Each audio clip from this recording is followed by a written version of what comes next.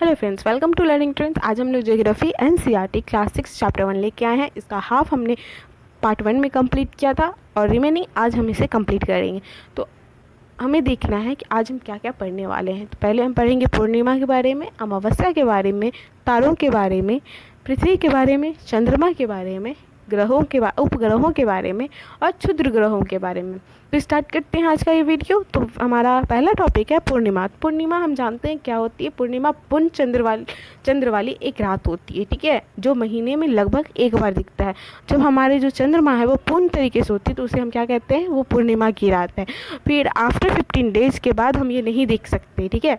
तो वो कौन सी रात होती है, अमावस्या की रात होती है, ठीक है। अमावस्या की रात आसमान पूरी तरीके से साफ होता है, ठीक है, और वो नए चंद्रमा की रात्रि भी होती है। आसमान जब आपका साफ रहेगा तो आप आसमान को अच्छी तरीके से अवलोकन कर सकते हैं, है ना।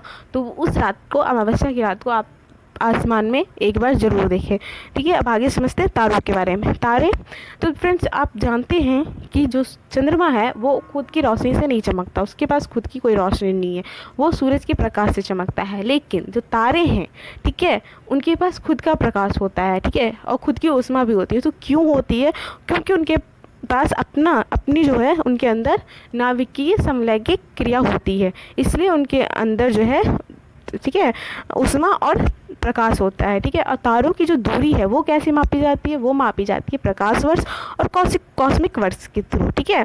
फिर जो हम देखते हैं आसमान में, तारों का विभिन्न समूह बनता है, ठीक है। हम अपने इमेजिनेशन से भी बनाते हैं कुछ जैसे एलिफेंट बना लिया, कुछ भी जो है आकृतियाँ जो बनी हुई होती है उसको क्या बोलते हैं हम लोग, तारों के समूह को, ठीक है। विभिन्न आकृतियों को हम लोग नक्षत्र मंडल कहते हैं। इसी प्रकार का एक नक्षत्र मंडल है क्या, बिग बियर, ठीक है। अब आगे समझते हैं सप्तऋषि। सप्तऋषि क्या होता है, 7 ऋषियों के समूह को हम सप्तऋषि करते हैं, यानी उर्सा मेजर। आप ये फिगर में देख सकते हो, ठीक है, ये जो है ये उर्सा मेजर जिसको हम कहते हैं, और सप्तऋषि जो 7 तारों का समूह है। आप काउंट कर सकेंगे, है ना, ये काउंट हो सकता है, काउंट कर 1 2 3 4 5 6 7, है ना।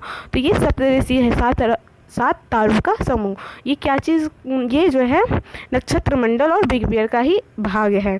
फिर तारों का जो तापमान होता है उसके आधार पर 3 प्रकार के तारे होते हैं, ठीक है, ठीक है। रीजल तारा, ठीक है, सूर्य, ठीक है, और एक होता है सबसे कम तापमान वाला तारा। जो रीजल तारे होते हैं वो नीले होते हैं, सूर्य तो सबको पता है उसका कलर पीला होता है, और जो सबसे कम तापमान के होते हैं तारे, उनके कलर लाल होते हैं। फिर अब समझते हैं खगोलीय पिंड क्या है। खगोलीय पिंड है सूर्य, चंद्रमा तथा वे सभी वस्तुएं जो रात के समय आसमान में चमकती है, ठीक है। रात के समय जो चीज़ें चमकती हैं आसमान में वो सारे खगोलीय पिंड के भाग हैं।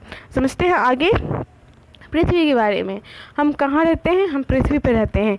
तो हमारा पृथ्वी जो है वो सूर्य से जो है उसकी जो दूरी के हिसाब से वो तीसरा ग्रह है, ठीक है, और ये आकार में 5वां सबसे बड़ा ग्रह है, ठीक है। और जब हम अंतरिक्ष में जाके अपनी पृथ्वी को देखते हैं तो वो नीले कलर का दिखता है। क्यों, क्योंकि इसमें जो है 2 तिहाई जो है वो सतह पानी से ढकी हुई है, ठीक है। और जो इसका जो आकार है, ठीक है, इसका जो पृथ्वी का आकार है वो ध्रुवों से के पास से ध्रुव जो होते हैं, ठीक है, ध्रुव वहाँ से थोड़ी सी चिपटी हुई है, ठीक है। इसी कारण से इसके आकार को भू आब भी कहा जाता है, ठीक है। भू आब का क्या अर्थ हुआ, पृथ्वी के समान आकार, ठीक है, समझ में आई। इसीलिए इसे नीला ग्रह इसलिए कहा जाता है क्योंकि वो पानी से ढका हुआ है। फिर से समझते हैं पृथ्वी क्या है।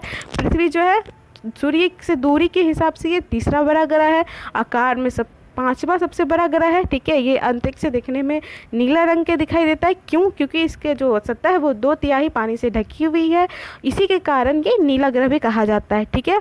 और पृथ्वी जो है ध्रुवों से थोड़ी सी चिपटी हुई है, ठीक है, इसी कारण से इसके जो आकार है, यानी पृथ्वी की जो आकार है उसको भू आब भी कहा जाता है। भू आब का मतलब क्या होता है, अर्थ क्या होगा कि पृथ्वी के समान का आकार, ठीक है। और ये जो हमारा जो पृथ्वी है जीवन के लिए अनुकूल परिस्थितियों को है, संभाव्यता है, ठीक है। क्यों, क्योंकि यहाँ पानी भी अवेलेबल है, ऑक्सीजन जो भी एक लिविंग ऑर्गेनिज्म को चाहिए वो पृथ्वी पे अवेलेबल है। अब समझते हैं चंद्रमा के बारे में, ठीक है। चंद्रमा क्या है कि पृथ्वी का केवल एक उपग्रह है। चंद्रमा जो हमारा है पृथ्वी का केवल एक उपग्रह है, ठीक है। हमारे पृथ्वी के पास एक उपग्रह कौन सा है? चंद्रमा है।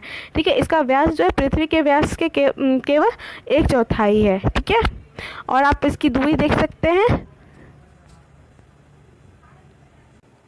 तो चंद्रमा की दूरी जो है पृथ्वी से कितनी है? 3,84,400 किलोमीटर दूर है। ठीक है, जो हमारा चंद्रमा है, ठीक है, हमारा जो चंद्रमा है वो हमारे पृथ्वी की सबसे बाकी खगोलीय पिंड से सबसे ज़्यादा नज़दीक है। ठीक है, आप इसके दूरी से आप इसकी दूरी जो है चंद्रमा और सूर्य की दूरी को डिफ्रेंशिएट कर सकते हैं ना। तो आगे समझते हैं। आगे हमारा कह रहा है उपग्रह के बारे में। तो उपग्रह क्या है? तो एक खगोलीय पिंड है जो ग्रहों के चारों ओर उसी प्रकार चक्कर लगाते हैं जिस प्रकार ग्रह सूर्य के चारों ओर चक्कर लगाते हैं। ठीक है, तो उपग्रह क्या है कि एक खगोलीय पिंड है, वो भी चक्कर लगाते हैं किसके? ग्रहों के चारों ओर। जिस तरीके से सूर्य के चारों ओर ग्रह चक्कर लगाते हैं उसी तरीके से खगोलीय पिंड भी चक्कर लगाते हैं। ठीक है, और उपग्रह है, मानव निर्मित उपग्रह भी भेजे गए हैं ऊपर। क्यों भेजे गए हैं अंतरिक्ष में?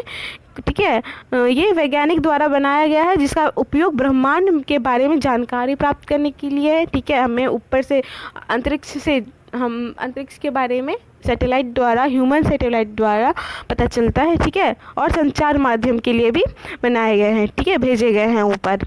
तो पहले हम सभी को पता है कि हमारे चंद्रमा पे जो है सबसे पहले जाने वाले व्यक्ति जो है वो नील आर्मस्ट्रॉन्ग थे। ठीक है, वो कब गए? 21 जुलाई 1969 को। ठीक है, पहले चंद्रमा पे गए थे। ठीक है, अब समझते क्षुद्र ग्रह क्या है। क्षुद्र ग्रह क्या है? कि तारों, ग्रहों एवं उपग्रहों के अतिरिक्त, ठीक है, आसमान में जो भी है, हाँ, है ना, क्षुद्र ग्रह के बारे में बता रहा है कि आसमान में तारे भी हैं, ग्रह भी है और उपग्रह भी है। इसके अतिरिक्त, इन सभी चीज़ों के अतिरिक्त जो है असंख्या छोटे छोटे जो पिंड भी है, ठीक है, छोटे छोटे टुकड़े टाइप के, ठीक है, वो सूर्य के चारों ओर चक्कर लगाते हैं। ठीक है, इन पिंडों को, मतलब उन जो छोटे टुकड़े, उनको ही क्षुद्र ग्रह कहते हैं। ठीक है, ये मंगल और बृहस्पति के कक्षाओं के बीच में पाए जाते हैं। ठीक है, मंगल ग्रह और बृहस्पति ग्रह के कक्षाओं के बीच में पाए जाते हैं। ठीक है, और जो हमारे जो साइंटिस्ट हैं उनके अकॉर्डिंग क्षुद्र ग्रह जो है वो ग्रह के ही भाग है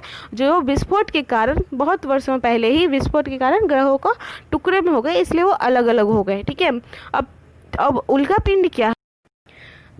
उल्का पिंड क्या है? उल्का पिंड क्या है कि सूर्य के जो चारों ओर चक्कर लगाते हैं, छोटे छोटे पत्थर होते हैं, उसको हम लोग क्या कहते हैं? उल्का पिंड कहते हैं। कभी कभी क्या होता है कि ये इतने नज़दीक आ जाते हैं पृथ्वी के कि हमें लगता है, हमारे साइंटिस्ट को लगता है कि ये पृथ्वी पे गिरने वाले हैं। ठीक है, तो हम सुनते हैं न्यूज़ में कि इस डेट को उल्का पिंड गिरने वाला है।